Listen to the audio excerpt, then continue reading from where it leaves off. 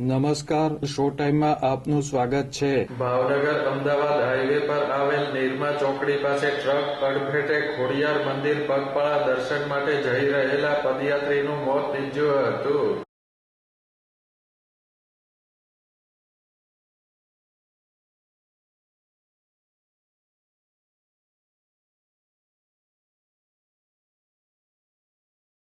Bhavnagar Ahmedabad highway પર આજે વહેલી સવારે પદયાત્રીઓનો સંઘ ખોડિયાર મંદિરે દર્શન માટે આવી રહ્યો હતો.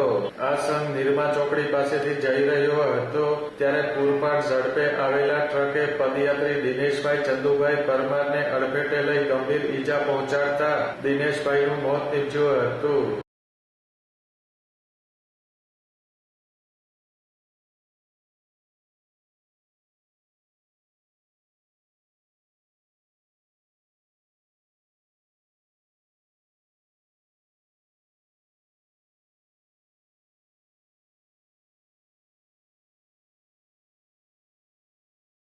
આ બનાવ અંગેની જાણ થતાં પોલીસ દોડી ગઈ હતી અને દિનેશભાઈના મૃતદેહને વરતેજ આરોગ્ય કેન્દ્ર ખાતે ખસેડી તપાસ હાથ ધરી હતી.